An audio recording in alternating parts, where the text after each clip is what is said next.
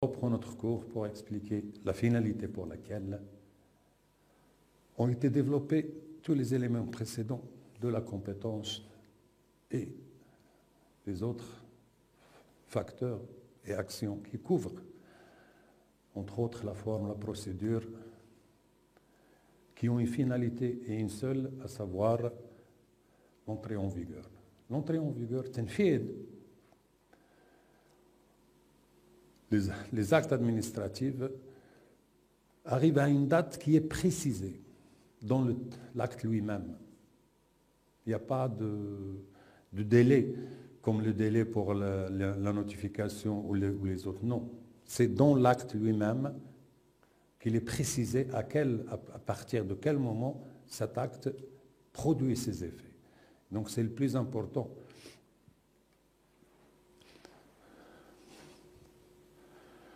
Ce n'est pas forcément la date où on reçoit la notification, ce n'est pas forcément la date de la publication. Il faut voir dans le texte, c'est à partir de quel moment il donne ses fruits.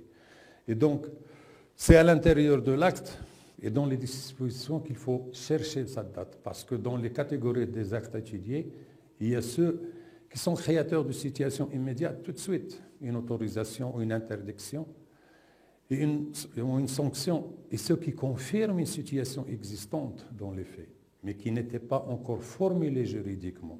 C'est comme les concours, vous réussissez un concours où vous êtes promu dans la fonction publique, il y a des éléments qui sont réunis, qui vous permettent d'accéder à la fonction publique ou d'être promu au sein de la fonction publique, et à ce moment-là, vous avez gagné un concours. Donc, il y a des éléments qui sont réunis, et l'acte, il vient juste pour exprimer cette réunion des éléments constitutifs de cette décision. Et de ce fait, c'est à partir de ce moment-là que l'acte est pris en charge, l'entrée en vigueur. C'est pour ça que quelquefois, vous recevez l'acte, l'arrêté, à une date, mais il a un effet rétroactif depuis le concours ou la réussite dans le concours. Donc il a un effet rétroactif parce qu'il est considéré à partir de la réalisation des éléments constitutifs de cet acte. Et donc il peut avoir une date autre. L'exemple donc le plus simple, c'est la personne qui a réussi un concours de recrutement à la fonction publique. Le droit et devoir courent à partir de la date du concours ou la date des résultats.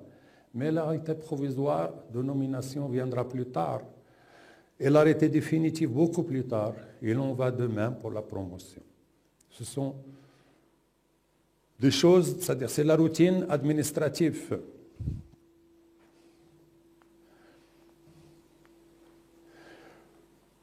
Un autre élément est très important que je viens de citer sans m'attarder là-dessus, c'est la non-rétroactivité des actes administratifs. Comme on avait dit, c'est l'amont des textes juridiques, les actes administratifs, les règlements. Il y a la loi et les règlements qui viennent expliciter la loi ou la mettre en œuvre. Ben, c'est comme la loi, les règlements. Ils n'ont pas un effet rétroactif automatique. Ils n'ont un effet comme les lois rétroactives que s'ils sont favorables aux individus. Donc, comme je l'ai dit tout à l'heure, vous réussissez un concours, vous recevez, c'est-à-dire l'arrêté de nomination provisoire ou définitive à un moment donné, mais les faits reviennent en arrière depuis le concours. Par contre, si vous devez payer quelque chose, vous ne pouvez pas revenir, c'est-à-dire le changement, tant que la loi est ce qu'elle est, elle peut avoir un effet rétroactif si vous avez des retards. S'il y a un changement aujourd'hui dans ce que vous devez, par principe, ben vous ne payerez que ce que vous deviez selon la loi précédente, pas celle d'aujourd'hui. Celle d'aujourd'hui ne peut pas avoir un effet rétroactif. Parce qu'elle n'est pas favorable aux individus. Donc, aux vertus du principe général de droit positif, les règles de celui-ci ne peuvent avoir d'effet rétroactif. La loi, comme les règlements, Il en est de même pour les actes administratifs comme pour les dérogations à ce principe. Le législateur peut se permettre quelquefois de stipuler expressément qu'une loi précise ait un effet rétroactif. Une chose qui n'est possible que si la loi en question est favorable aux individus, comme je l'ai précisé. Ce n'est pas favorable, c'est les défavorables. Pour les actes administratifs, la jurisprudence est déterminante. Elle a précisé les éléments qui permettent à la loi d'être rétroactive, au règlement, pardon, ou à l'acte d'être rétroactif. Mais vous allez voir que c'est ce qu'on a dit déjà. Elle a reconnu la légalité de la rétroactivité avec trois éléments. Quand l'acte est pris pour l'exécution d'une loi elle-même rétroactive. Quand l'acte, comme on l'a dit, l'acte administratif, il vient en exécution toujours d'une loi déjà existante. Si la loi dit qu'elle a un effet rétroactif, il est automatiquement possible que l'acte ait un effet rétroactif, comme la loi le précise. Mais on l'a dit aussi que la loi elle-même ne peut être rétroactive que si elle est favorable aux individus. Les salih al-ashkhas. Quand l'acte intervient en conséquence d'un jugement rendu sur recours pour excès de pouvoir. Ça, c'est autre chose. Quand la justice intervient, la justice administrative, quand le juge statue, ce qu'il énonce comme droit, il s'impose aujourd'hui et il s'impose pour ce qu'a fait l'administration auparavant. Donc s'il annule l'acte, il l'annule pas à partir du jour du jugement, non, à partir du jour où il a été promulgué, où il a été précisé à l'individu concerné. Et donc, il y a aussi les éléments quand les dispositions de l'acte sont favorables. En fait, c'est la règle principale, générale. Chaque fois que l'acte est favorable aux individus, il peut avoir un effet rétroactif. Sinon, il n'a pas d'effet rétroactif. Et donc, les trois éléments déterminés par la jurisprudence, même si elles sont différents, dont le premier et le troisième élément, même s'ils apparaissent différents, en fait, c'est la même chose. Seule la différence est seule dans le jugement du juge administratif. Et là, c'est vrai, c'est-à-dire le juge s'impose et il impose son verdict. S'il annule une loi, un règlement, un acte aujourd'hui, cette annulation elle a un effet rétroactif, c'est-à-dire on considère que l'acte n'a jamais existé. Donc tout ce qu'il a donné comme fruit, comme résultat, est annulé. Ça n'a aucune importance. C'est comme si rien n'a jamais existé. Il reste à savoir les droits acquis. S'il a créé des droits acquis, est-ce que cette création, ces droits acquis, peuvent être touchés par l'annulation du juge ou non? Question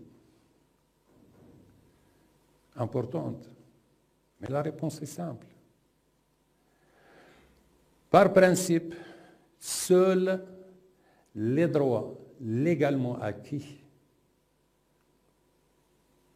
ne peuvent pas, ou créent plutôt, des droits acquis. Seuls les actes légalement et les droits légalement acquis bénéficient de cette protection. Les droits illégalement acquis, donc si le juge annule un acte, c'est qu'il y a illégalité quelque part. Et donc, ils ne sont pas couverts. Ils ne créent pas des droits acquis. L'acte illégal ne peut pas créer des droits acquis. Et s'il a, c'est-à-dire créer des droits, ce sont des droits qui ne se justifient pas juridiquement. Donc, ils tombent par la force de la loi. Ils tombent par la force de la loi. Ils n'ont aucun effet. Et il faut remettre l'individu ou les individus dans la situation initiale. Il y a autre élément qui s'attache à l'exécution et la mise en œuvre des décisions administratives. La première, c'est les usages de prérogatives de puissance publique. C'est-à-dire qu'on avait dit que ce qui caractérise l'acte administratif, c'est l'intérêt général et l'usage de prérogatives de puissance publique possible. Autrement dit, l'État, l'administration n'est pas obligée d'utiliser les prérogatives de puissance publique chaque fois. Non, c'est juste une possibilité. Quand il y a résistance, elle peut imposer sa volonté. Quand il y a résistance des individus, d'un individu, elle peut s'imposer et utiliser les prérogatives de puissance publique, c'est-à-dire elle peut utiliser tous les moyens de coercition, la police et les soutiens de la police et autres, ou la gendarmerie, pour imposer son point de vue. Parce que justement, elle est souveraine. Et on avait dit que l'acte administratif est défini par l'intérêt général et, parallèlement, l'usage de prérogatives de puissance publique possible.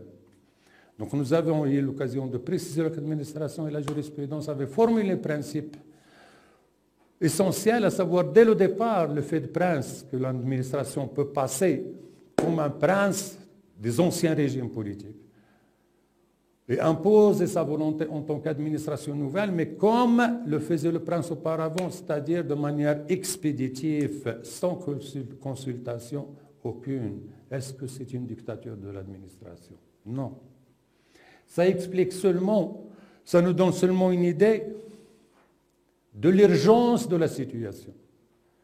C'est ça l'explication de cette possibilité qu'a l'administration de passer en force comme un prince des anciens régimes.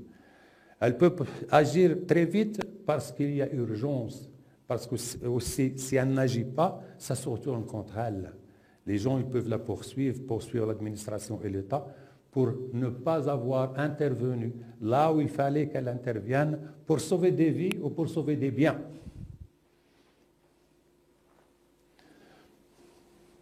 Donc les prérogatives de puissance publique et l'usage de ces prérogatives de puissance publique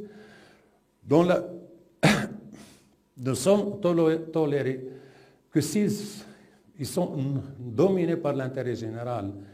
La réalisation de l'intérêt général, ça sauvegarde son développement. Elle ne peut être en aucun cas utilisée, la puissance publique ne peut en aucun cas être utilisée à des fins propres, des fins personnelles d'un responsable. Jamais.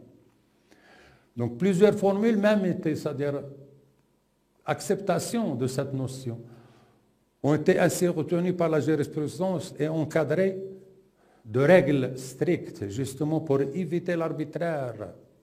Seule l'urgence peut expliquer le fait de prince et toutes les interventions de l'administration quand elles ne sont pas entourées par tous les éléments qu'on a cités auparavant, la forme, la procédure et tout ce qui va avec.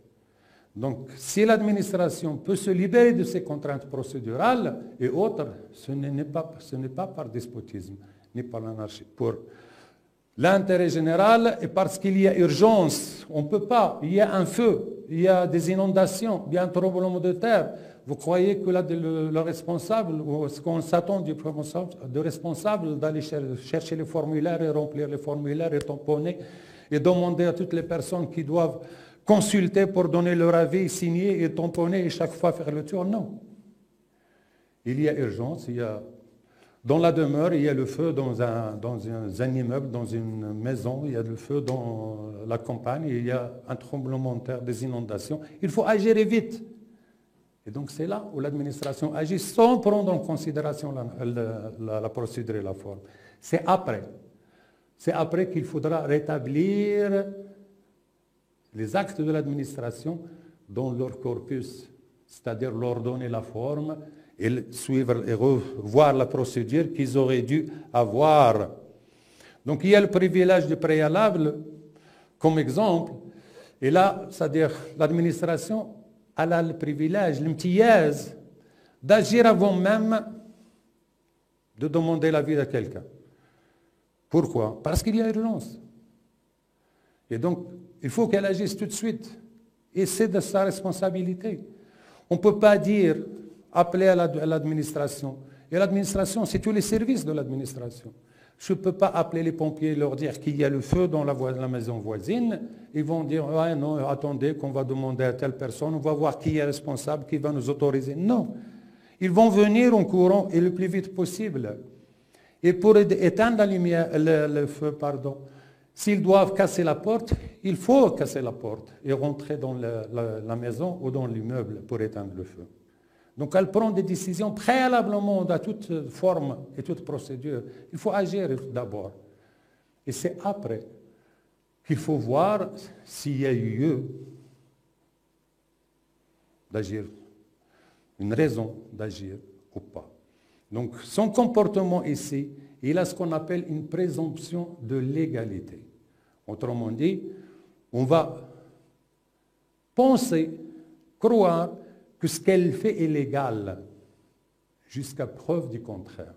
Autrement dit, c'est une fois que l'acte est accompli, qu'on va chercher, c'est-à-dire l'urgence est passée, on a solutionné les problèmes, on a porté assistance aux personnes, et après on va voir est-ce que l'administration n'avait pas le temps vraiment de prendre la forme, de prendre les mesures nécessaires pour prendre ces décisions, à savoir respecter la procédure, respecter la forme, avant d'agir, ou est-ce qu'elle n'avait pas le temps? Si elle avait le temps, elle avait tort, donc il faut chercher pourquoi. Si elle n'avait pas le temps, il y avait vraiment urgence, on dira que le juge il va donner la légalité à cette démarche, même si au départ, elle n'a pas respecté la forme et la procédure, on va faire comme si elle a respecté la forme et la procédure. Et donc, ça devient légal, la présomption de légalité devient effective, c'est-à-dire l'intervention est légale. Si par contre, on s'aperçoit que, par exemple, il y avait un litige avec une personne dans le conseil municipal et une personne autre qui avait une maison, une construction, et que la personne dans le conseil ou dans l'administration, dans la préfecture, voulait se débarrasser de cette construction ou ouvrir une voie pour son terrain derrière ou quelque chose comme ça, donc il agit pour son intérêt personnel, pas dans l'intérêt général. À ce moment-là, on est devant une voie de fait. Autrement dit, l'administration ne peut pas être excusée, n'est pas excusable dans son comportement. Et c'est la responsabilité de l'individu qui a entraîné l'administration et le système administratif dans cette illégalité, quelque chose d'illégal.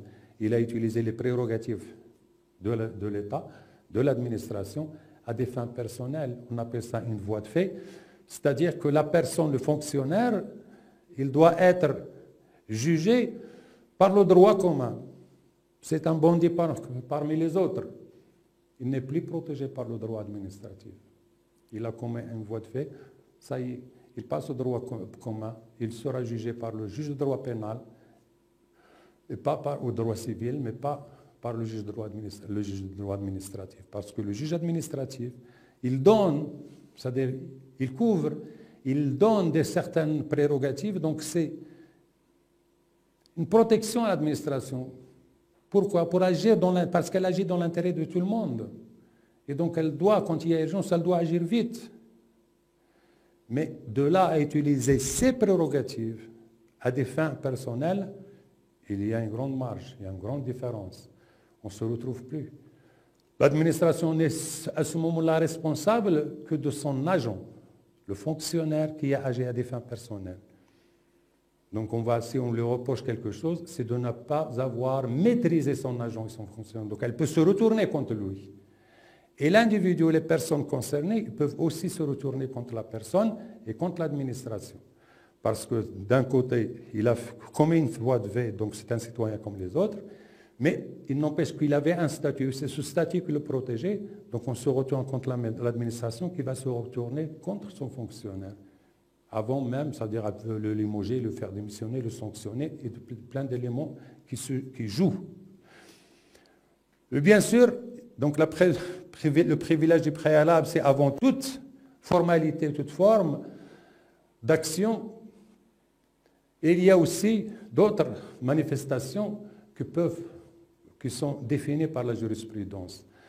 L'administration donc agit à ses risques et périls puisque son passage à l'acte n'empêche pas les administrés de saisir le juge administratif, le seul habilité à suspendre cette action ou de l'annuler. Autrement dit, si on dit qu'une telle maison doit être détruite parce qu'elle menace de s'écrouler à tout moment et donc elle peut toucher les individus, les passants ou les voisins, elle peut tout faire. Là, l'administration agit en vitesse, à toute vitesse, pour sauver les individus, pour empêcher un drame. Mais comme je l'ai dit tout à l'heure, si on s'aperçoit qu'elle s'est trompée, qu'il n'y avait pas urgence. Et donc la personne à qui on a démoli cette maison peut se retourner contre l'administration. Il dit, oui, je voyais bien qu'il y avait des fissures, mais j'ai fait appeler un architecte et il m'a dit que ça peut tenir encore quelques temps, et le temps qu'on prépare le ravalement de cette maison, ben, il n'y avait pas de risque. Donc l'administration doit rembourser, doit indemniser la personne. Et là, dans l'indemnisation, il y a un effet matériel, c'est-à-dire le coût de la maison. Mais il peut y avoir un effet psychologique. On peut dire que la maison, ça veut dire, va coûter 100 000 dirhams, mais la personne peut dire, oui, mais c'est la maison de mes parents, mes grands-parents, mes arrière-grands-parents, j'avais plein de souvenirs dedans, maintenant je dois construire sur le vide, il n'y a plus personne. Donc il faut me dédommager psychologiquement, parce que l'administration, en agissant, elle ne m'a pas demandé mon avis, elle a juste écouté ce que lui ont dit les voisins, à tout va. Juste au téléphone, elle est intervenue et n'aurait pas dû. Donc vous voyez, l'administration, elle est toujours enfermée entre bien faire et quelquefois il vaut mieux ne rien faire.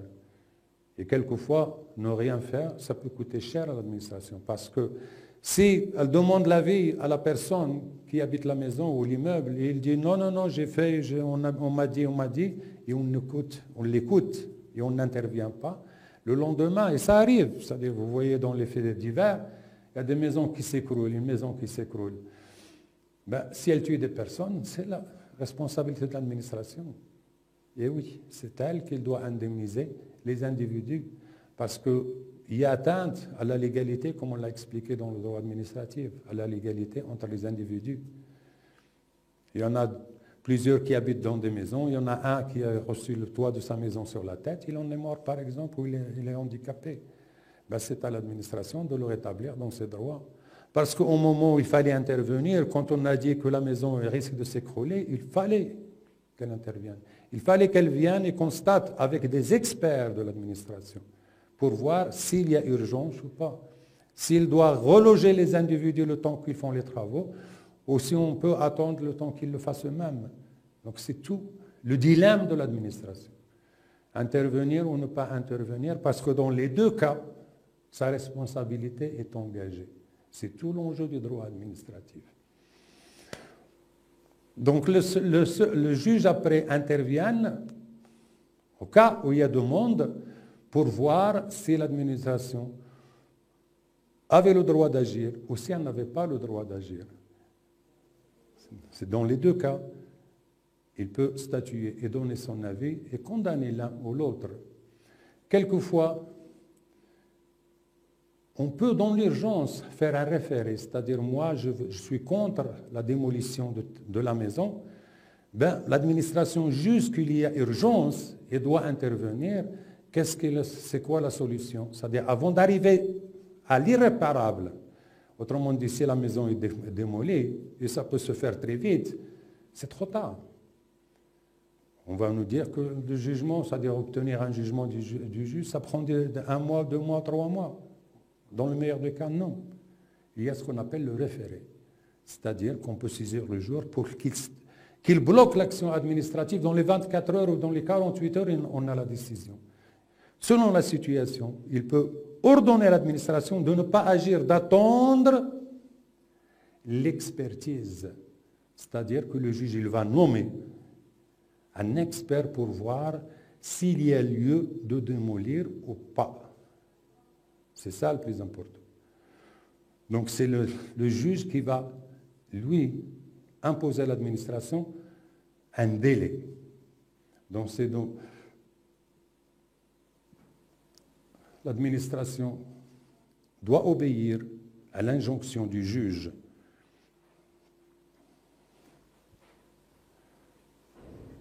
L'exécution d'office et l'exécution forcée. Donc on a parlé des préalables.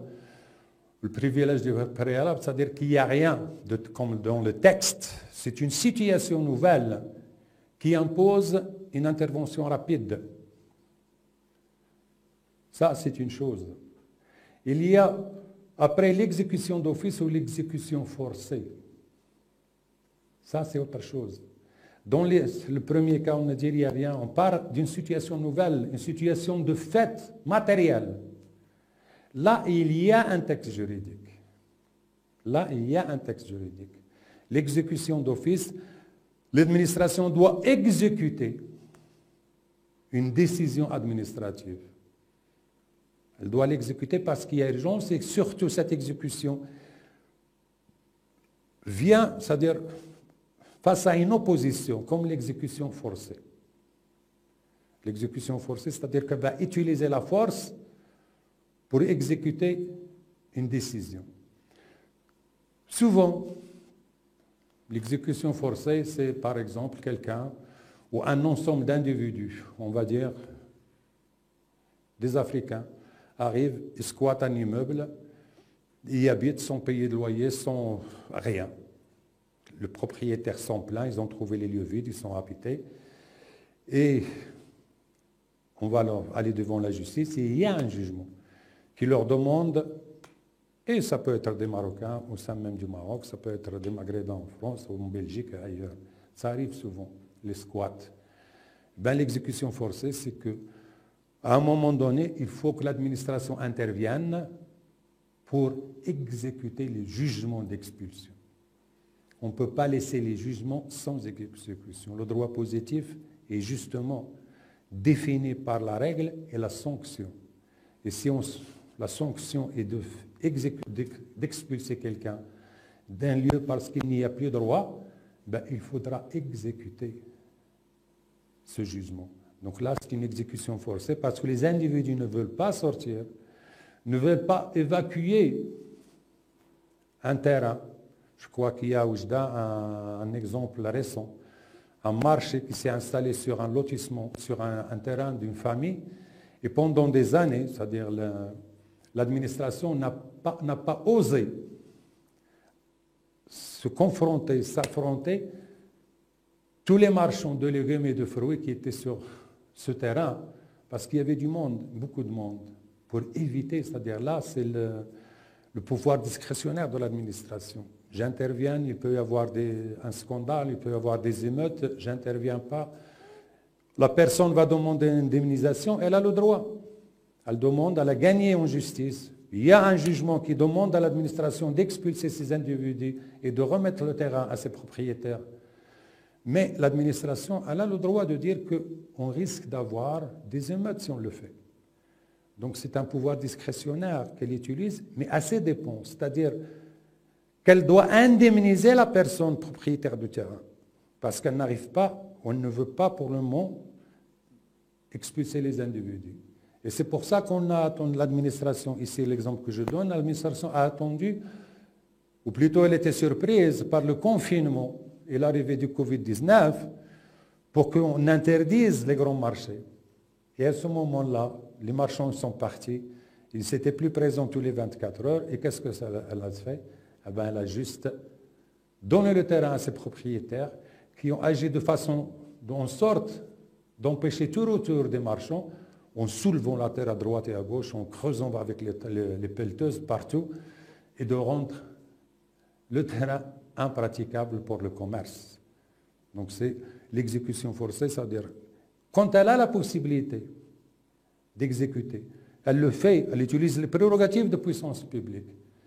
Et quelquefois d'office, l'exécution d'office, c'est-à-dire il y a un texte, mais il faut agir, on ne peut agir que dans l'urgence, c'est pour ça qu'on dit d'office tout de suite, automatiquement. Sinon, ça se retourne contre elle. Ce qu'il faut savoir et se rappeler, c'est que quand elle ne le fait pas, quand elle doit agir et elle ne le fait pas, elle est responsable, elle doit indemniser les personnes lésées. Et donc, chaque fois qu'elle a l'opportunité de le faire, de faire une exécution forcée, elle le fait, à condition que ça ne se retourne pas contre elle. C'est tout le dilemme. Et on donne aussi les exemples des universités et des manifestations des universités. L'administration, si les étudiants cassent détruisent des biens, elle doit agir. Mais si elle agit, elle intervient avec la police et les forces de l'ordre. Et s'il y a des dégâts au sein des étudiants ou au sein de l'administration, des agents de police, l'administration est responsable. Si elle n'intervient pas, l'administration est responsable pour les biens détruits. Si les manifestants eux-mêmes se bagarrent parce que les groupes organisés n'ont pas les mêmes intérêts et ils se commencent à se chamailler et il y a des blessés, l'administration est responsable. Donc elle doit indemniser en cas de plainte et de revendication. Donc vous voyez, c'est le dilemme dans lequel est l'administration. Elle n'est jamais libre de faire ce qu'elle veut. Elle doit toujours respecter les intérêts des uns et des autres et surtout voir ce pouvoir discrétionnaire dont elle dispose, comment l'utiliser. Parce que quelquefois agir, ça peut se retourner contre elle. Et quelquefois ne pas agir peut se retourner contre elle. Il faut chercher le juste milieu. C'est l'opportunité. Et c'est ce qu'on disait dans le cours précédent sur le pouvoir hiérarchique. Est-ce que c'est opportun ou ne pas opportun? C'est-à-dire, est-ce que c'est nécessaire de s'engager et d'assumer sa responsabilité? Est-ce qu'il ne vaudrait pas mieux ne pas agir? Et assumer cette responsabilité, ça vaudrait mieux qu'une autre responsabilité, celle de l'action. Donc il ne faut pas sous-estimer le dilemme de l'administration. Mais l'exécution, souvent, des jugements est forcée, obligatoire, parce que c'est ce qui fait la crédibilité du système politique et administratif. Une administration qui n'exécute pas les jugements, ce n'est pas une administration moderne, ce n'est pas un État moderne, ce n'est pas un État de droit. Donc il faut forcément, vous allez trouver même la Cour de justice européenne a condamné des États pour la non-exécution, l'inexécution des jugements. Parce que ce n'est pas possible. On ne peut pas vivre, sachant qu'il y a des individus qui sont lésés et qui ne rentrent pas dans leurs droits. Ce n'est pas possible. L'État ne peut pas rester comme ça. L'État est neutre, mais quand quelqu'un est lésé dans ses droits, il faut qu'elle intervienne pour le remettre dans ses droits. Et c'est pour ça, c'est-à-dire il y a la responsabilité de l'État qui donne l'indemnisation aux individus, mais il faut que les délais d'exécution soient raisonnables. On ne peut pas attendre des années et des années, parce que la fluctuation des prix et des intérêts change et se développe, et que l'administration ne peut pas rester les mains croisées. Donc, en fait, les jugements, c'est-à-dire ils sont fondés, légalement fondés, donc ils doivent automatiquement être dans un délai moyen, être exécutés, mais pas rester des années sans exécution. Et comme je l'ai dit, la Cour de justice européenne même a condamné les États, plusieurs États, pour l'exécution, la non-exécution, l'inexécution des jugements. Il faut exécuter les jugements. Et donc l'exécution forcée vient de là. L'administration doit forcer l'exécution et même réparer pour les retards qu'elle commet les individus lésés par son inaction. Mais pour que cette procédure donc exceptionnelle soit acceptable, il faut que la loi les autorise et qu'il n'y ait plus d'autres moyens pour obtenir leur exécution. Autrement dit, l'exécution d'office, c'est la dernière solution possible pour mettre en œuvre une décision administrative ou une décision de justice. C'est le dernier recours. C'est la solution de l'extrême. On ne peut pas commencer par ça. C'est la dernière chose à faire, c'est l'exécution forcée, c'est l'utilisation de prérogatives de puissance publique. Parce que déjà, ça révèle l'incapacité de l'administration. En arriver là, c'est déjà une faiblesse de l'administration. Laisser perdurer la situation, c'est accentuer cette vision d'une administration faible. Donc, ces interventions ne peuvent se justifier que par l'urgence et l'autorisation d'une manière ou d'une autre, d'un juge pour le faire. Après, on arrive à la disparition des actes. On avait vu le développement des actes, c'est-à-dire à partir du moment, même avant même l'avènement de l'acte, c'est la compétence, et après on a vu les règles de forme et de procédure, après l'exécution, la mise en œuvre, et on arrive à la disparition des actes administratifs. Ils sont trois éléments, c'est-à-dire qu'il faut retenir. La caducité, elle fait disparaître l'acte administratif parce qu'on dit qu'il est devenu caduc. Autrement dit, l'acte, il est arrivé là, donner ses fruits, et ça y est, il est fini. Vous avez demandé une autorisation, on vous donne l'autorisation de construire, vous avez construit, l'acte d'autorisation n'est plus valable, vous ne pouvez pas l'utiliser pour une autre construction. Et ainsi de suite. C'est-à-dire chaque fois que on demande quelque chose, on l'obtient, on arrive, c'est-à-dire à cette finalité qu'on voulait, l'acte qui a autorisé cette action n'a plus d'effet. C'est fini. Donc, du moment que chaque acte administratif a un objet, il est tout naturel qu'il disparaît concomitamment à la disparition de cet objet. On parle alors de caducité ou désuétude, il est tombé en désuétude. L'acte assorti d'un délai s'arrête de produire ses effets une fois son délai arrive à terme. Le permis de construire n'a plus d'objet quand la construction autorisée est achevée et devient caduc. On ne peut pas l'utiliser pour une autre construction. C'est le cas des arrêtés de nomination et de promotion d'un fonctionnaire parti à la retraite. Ils n'ont plus de valeur. Il a été nommé à tel poste, puis il a été promu à tel poste, mais une fois qu'il arrive à la retraite, tout ça n'a plus d'importance. Son salaire même, il est payé par la caisse de retraite. Ce n'est plus la fonction publique. Donc c'est un autre monde. L'acte est caduc.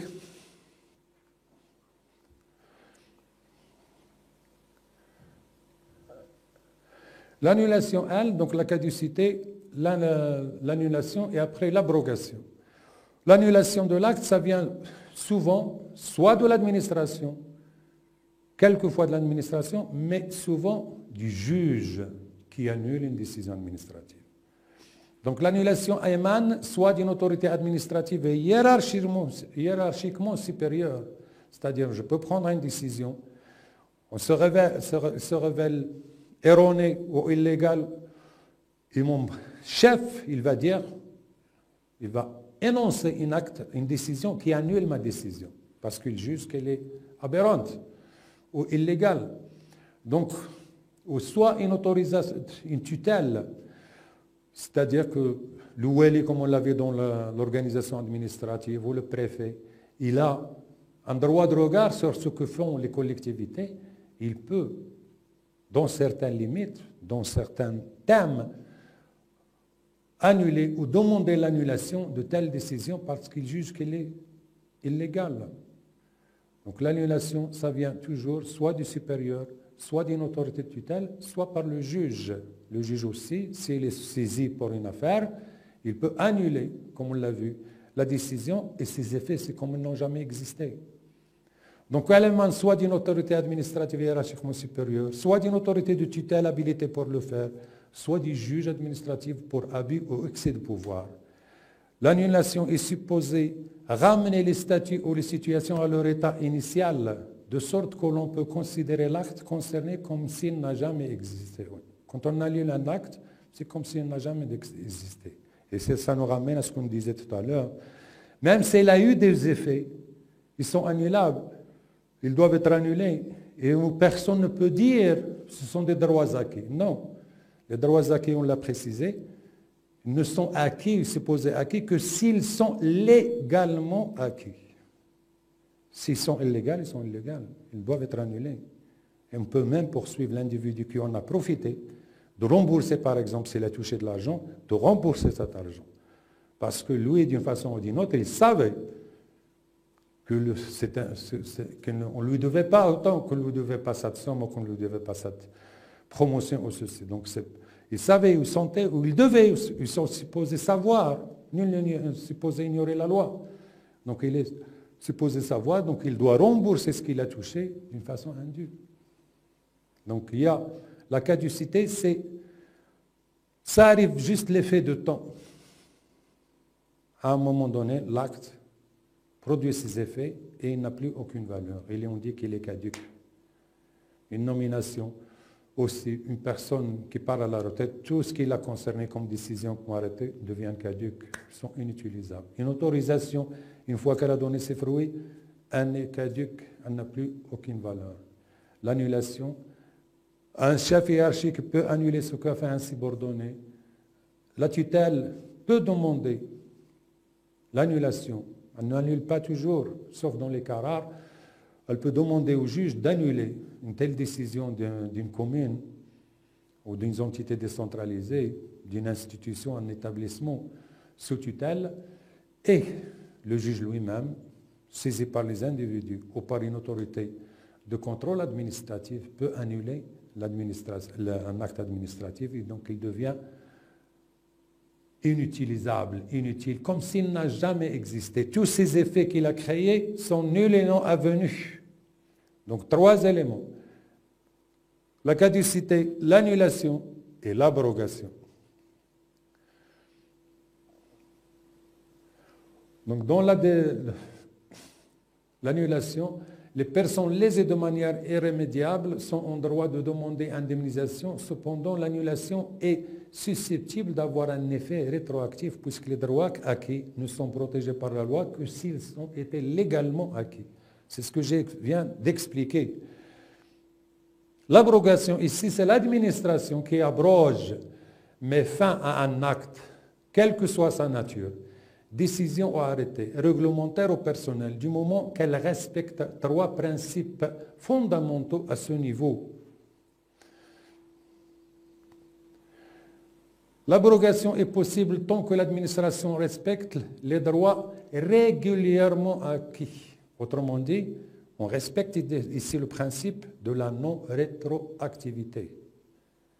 Elle ne peut pas abroger un acte légalement acquis, légalement formulé, qui a donné des fruits légaux d'une façon ou d'une autre, des fruits matériels ou financiers ou autres. Elle ne peut pas l'abroger comme ça. Parce que c'est là où on peut opposer à l'administration les droits acquis. On ne touche pas aux droits acquis quand ils sont légalement acquis. Il faut aussi que cette abrogation s'édicte dans les mêmes formes et les mêmes procédures de l'acte initial. Cela s'appelle le parallélisme des formes et des procédures. Autrement dit, si une décision est prise au sein de l'université, elle a suivi un cheminement, avant d'arriver à l'exécution, la décision qui l'abroge, elle doit suivre le même cheminement. C'est-à-dire que les personnes qui ont contribué à la prise de décision initiale doivent être au courant et consentir, accepter cette évolution dans le droit, donc cette abrogation de cette décision. Donc elle doit suivre le même cheminement avec les mêmes autorités. Le wali, il est le chef des gouverneurs, par exemple, au niveau de la région. Eh bien, ce que décide le wali ne peut pas être abrogé par le gouverneur. Ce n'est pas possible. Par contre, ce que décide le gouverneur peut être abrogé par le wali. Pourquoi? Parce que c'est son chef hiérarchique. Et donc, si le gouverneur a abrogé quelque chose, une décision d'un agent d'autorité qui lui est subordonné, il faudra passer par ce même mécanisme pour changer, abroger la décision. Et si, c'est pareil pour le wali, et c'est pareil pour le ministère. Une décision qui vient du ministère ne peut être abrogée que par le ministère. On ne peut pas l'abroger ici, dans la région, ou au niveau de la ville. Non. Donc c'est ça le parallélisme. Il faut que ce soit la même autorité et que ce soit dans les mêmes formes et les mêmes procédures que la décision initiale, l'abrogation. C'est un acte administratif, l'abrogation. Mais il doit suivre le même cheminement et que ce soit la même autorité, sinon l'autorité supérieure, jamais inférieure, qui s'engage à abroger. qui formule cet acte d'abrogation de l'acte précédent, initial. Il faut enfin que l'abrogation vienne de la même autorité donc, qui a émis l'acte initial ou d'une autorité qui lui soit supérieure, mais jamais une autorité inférieure.